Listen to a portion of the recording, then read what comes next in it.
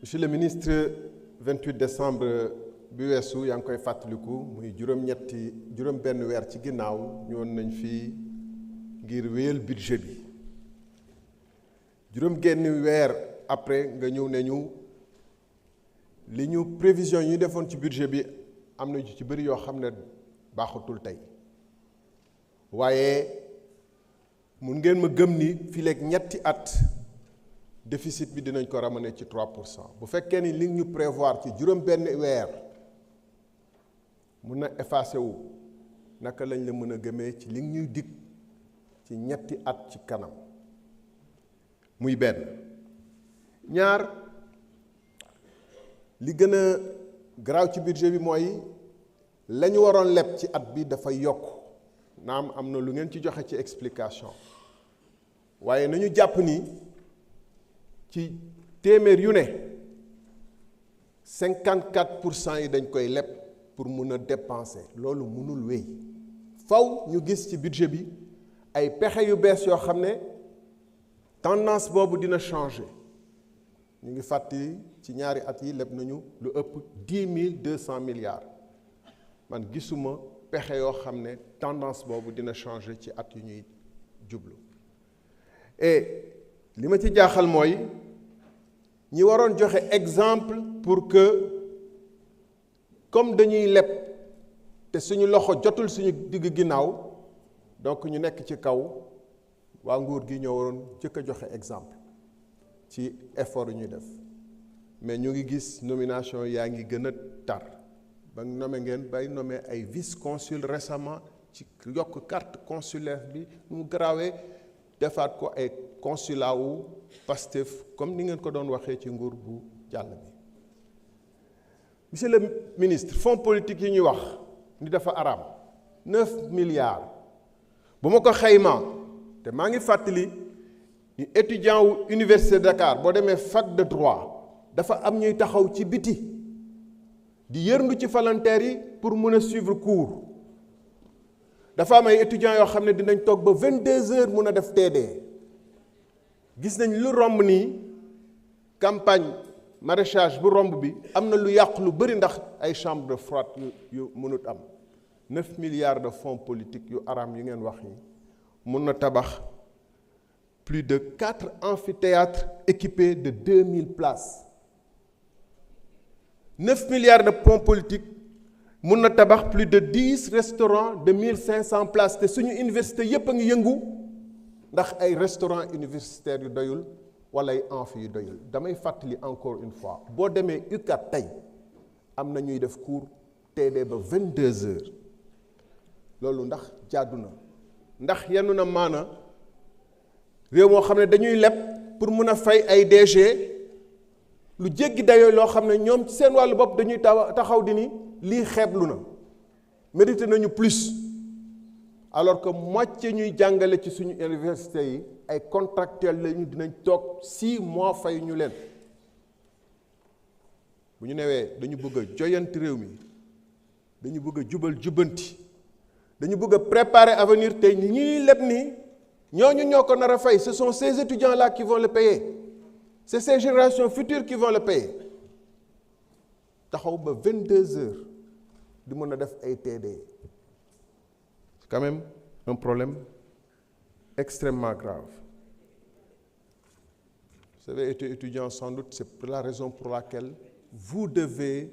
faire un effort pour que le Sénégal prépare sa jeunesse et son avenir. La sénégalaise, nous le savons tous, n'est pas à la hauteur de l'ambition de développement du pays. Et si vous avez été étudiant, alors vous devez faire en sorte que les fonds politiques haram que vous allez voter que ne soient pas utilisés au bon plaisir des uns, alors que l'immense masse des étudiants souffre. Je vous remercie de votre attention.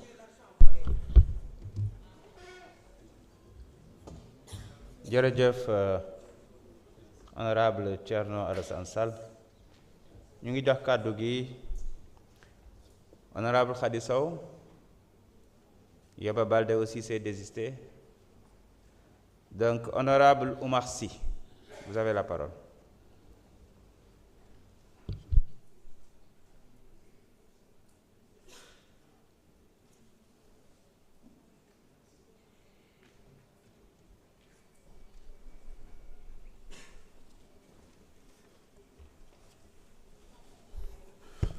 Merci, Monsieur le Président, Monsieur les ministres, chers collègues. Alors, Monsieur le ministre, defe naa il faut nga gën a leeral parce que jàpp naa ba léegi ñu ngi jaawale les opérations budgétaires et les opérations de trésorerie. Bu fekkee ñun dañuy ñëw fekk État central ak le secteur parapublic ñu engager des projets. Ils font de l'investissement, commencer ay projets alors que bi ñuy initier projet yi ñoom amuñu couverture budgétaire. Il n'y avait pas de couverture budgétaire et ils ont engagé des projets. Mais ñun bu ñuy ñëwee fekk na projet yooyu commencé nañ ko mais amul woon couverture budgétaire forcément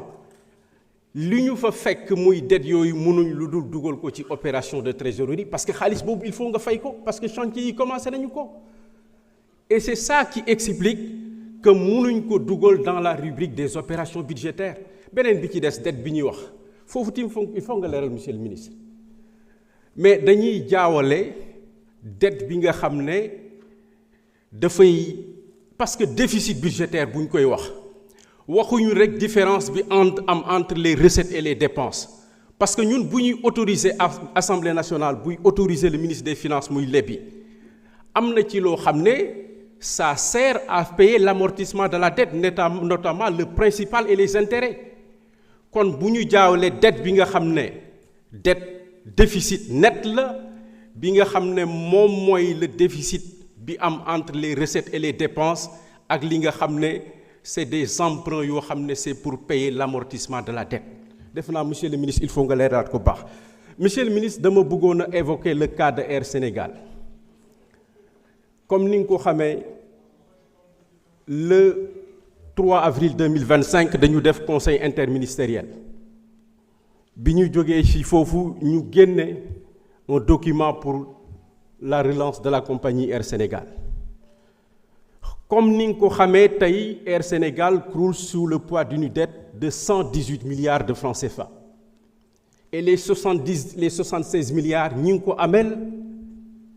les structures locales ANACIM, AIBD, 2AS, Servère. Et ça plombe ces acteurs yi nga xam ne mënuñu dem parce que on n'arrive pas à solder dettes yooyu yi nga xam ne amal nañ leen ko. Monsieur le ministre, Air Sénégal delloo na aéronef yi nga xam ne moom la ko Carlyle joxoon ba pare reconnaître que amel na ko une dette reconnue de 2 milliards de francs CFA. Monsieur le ministre, bu ñu bëggee relancer la compagnie Air Sénégal, on ne peut pas faire autrement. Li ñu mën a def mooy les 181 milliards yi nga xam ne état dugal na ko ci depuis 2017 il faut que ñu reconvertir ko en action fay les dettes de 118 milliards mais aussi am lu ñu leen jox pour que ñu mën a revenir à leurs fonds propres pour mën a lever des fonds pour mën a dem. Malgré cette situation, mënuñu arrêter les opérations, ils sont obligés d'aller louer encore des A320 avec équipage complet, personnel de cabine, personnel navigant. Même bu état joxe woon tey comme engagement bi ngeen jëloon au 30 juin que da ngeen solder les dettes, ce qui n'est pas encore le cas. Même si vous mettez aujourd'hui 16 milliards sur la table, mais 16 milliards yooyu dafay mënuñ ci def dara.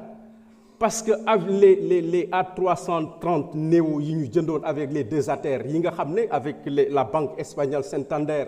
ak la banque française BPI